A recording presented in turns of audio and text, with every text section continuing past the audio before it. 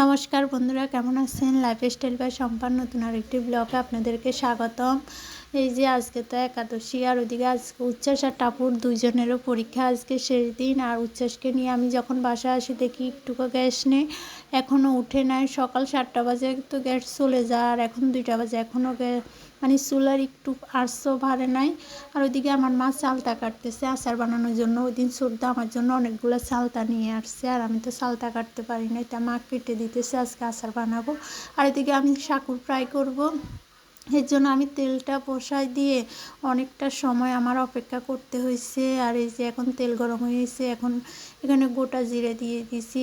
গোটা জিরা দিয়ে এখন এই যে এখানে জিরের গুঁড়ি, তারপর লবণ, মরিচ, সব কিছু, আদা বাটা, তারপরে তেজপাতা, এলাচি, দারচিনি সব কিছু দিয়ে আর একটা টমেটো দিয়ে ভালো করে কষিয়ে নিব।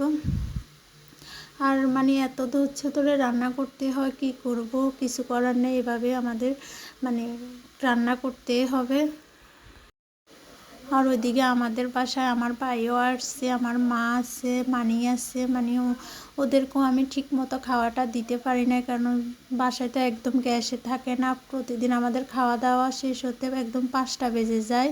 মানে এতটা লজ্জা লাগে যে ঠিক মতো যে খাওয়াটাও দিতে পারি না।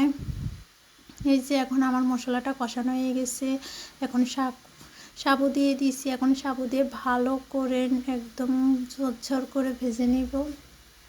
আর এই সাবুর ফ্রাইটা খেতে ভীষণ ভালো লাগে। আমি কিন্তু অনেকগুলো আলু চিপসও করছি, একদম অল্প আছে।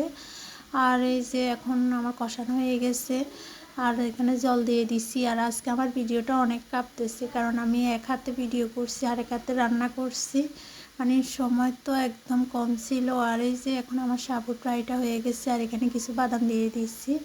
আর এদিকে আমি ফুলকপি আলু একটা তরকারি করছি, কুমড়ো ভাজি করছি।